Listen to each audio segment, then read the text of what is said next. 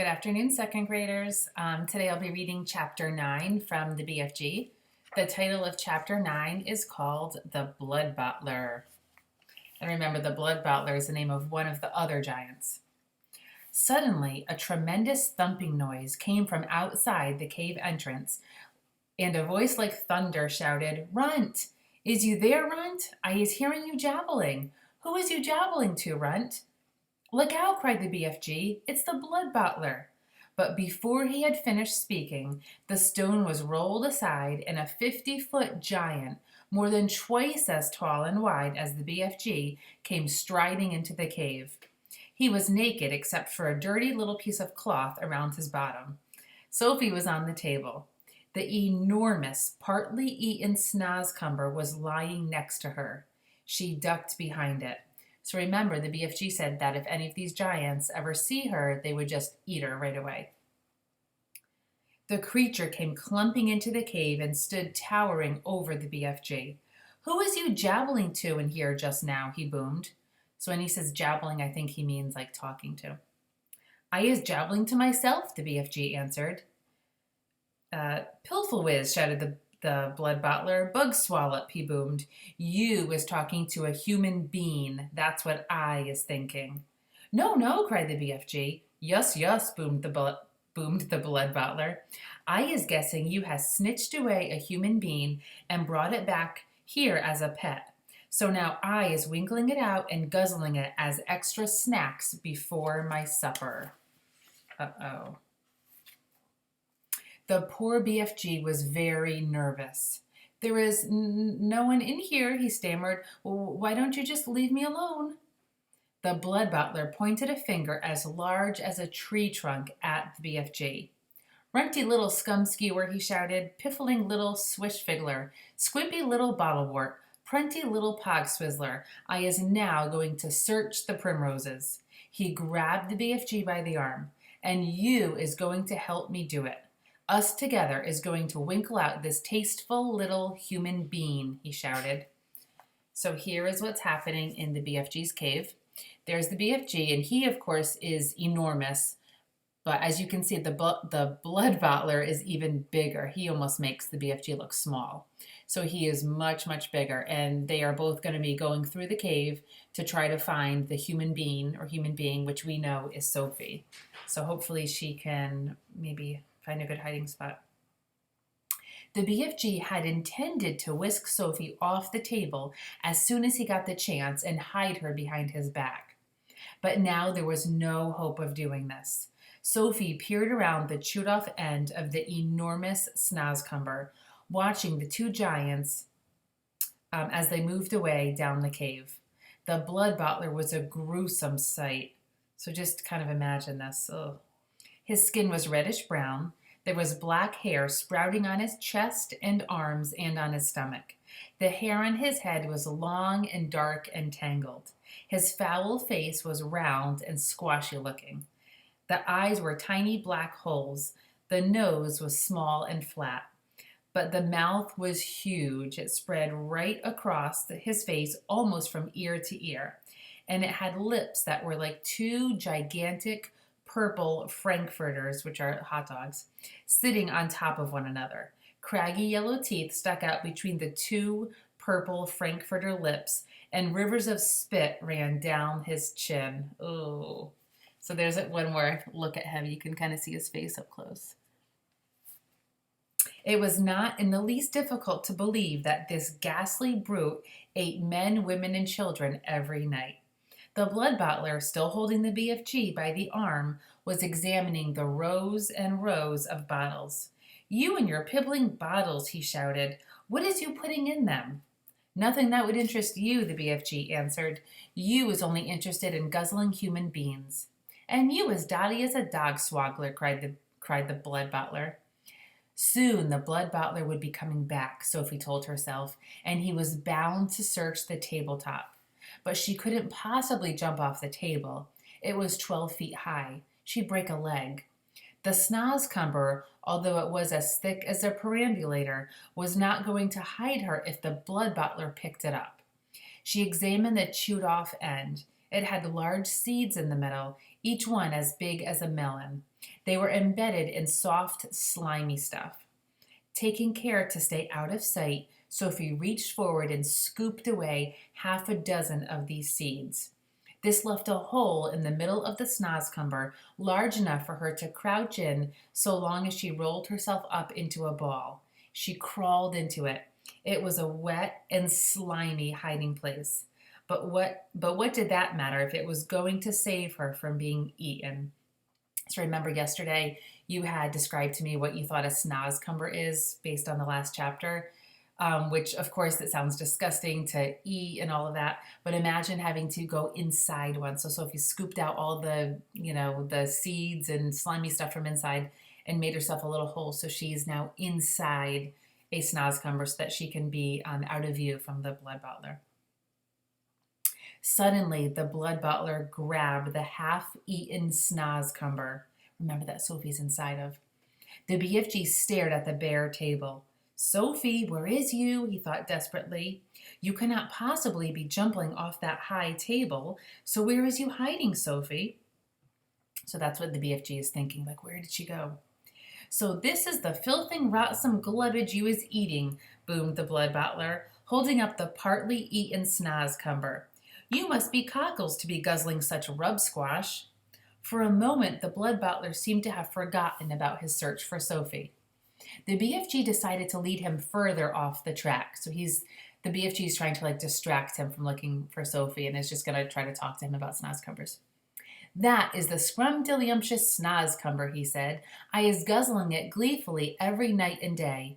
Is you never trying a snozcumber, blood butler?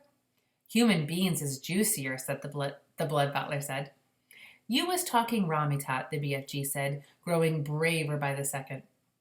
He was thinking that if only he could get the blood butler to take one bite of the repulsive vegetable, the sheer foulness of its flavor would send him bellowing out of the cave. I is happy to let you sample it, the BFG went on, but please, when you see how truly glumptious it is, do not be guzzling the whole thing.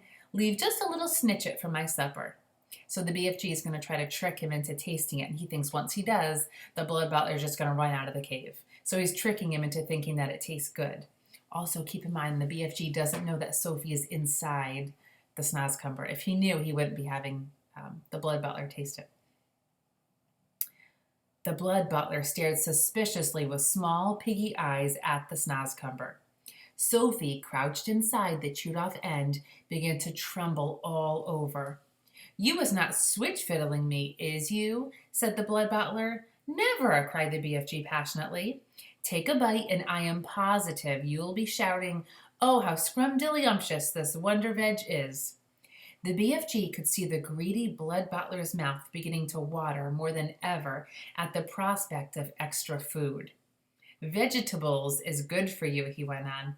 I is not healthsome always to be eating meaty things. Just this once, the blood butler said, I is going to taste these rotsome eats of yours. But I is warning you that if it is filthsome, or like filthy or disgusting, I is smashing it over your sludgy little head. Oh, that's not very nice. He picked up the snozcumber. What do you think? He began raising it on its long journey to his mouth, some 50 feet in the air. Remember, Sophie's inside it. Sophie wanted to scream, don't! But that would have been an even more certain death. Crouching among the slimy seeds, she felt herself being lifted up and up and up. Suddenly, there was a crunch as the blood butler bit a huge hunk off the end. Sophie saw his yellow teeth clamping together a few inches from her head. Then there was utter darkness. You aren't going to believe this. She was in his mouth. Oh! She caught a whiff of his evil-smelling breath. It stank of bad meat. She waited for the teeth to go crunch once more. She prayed that she would just be killed quickly. Yow! Roared the blood butler. Ugh, swelch! Each! And then he spit. All of the great lumps of snozcumber that were in his mouth, as well as Sophie herself, went shooting out across the cave, which is probably a good thing for Sophie. So here's the not the BFG, the blood bottler taking a huge bite of the snozcumber. And you can see all the little, pieces of it coming out, but also above my finger here, you can see Sophie come flying out of his mouth. Okay. If Sophie had struck the stony wall of the cave, she would most certainly have been killed. Instead, she hit the soft folds of the BFG's black cloak hanging against the wall. She dropped to the ground, half stunned. She crawled under the hem of the cloak, and there she crouched. "You little swine bugler," roared the blood bottler. "You little pig swiller." He rushed at the BFG and smashed what was left of the snozcumber over his head. Fragments of the filthy vegetable splashed all over the cave. "You was not loving it?" the BFG asked innocently, rubbing his head. "Loving it?" yelled the blood bottler. "That is the most disgusterous taste that is ever touching my teeth. You must be buggles to be swallowing sludge like that.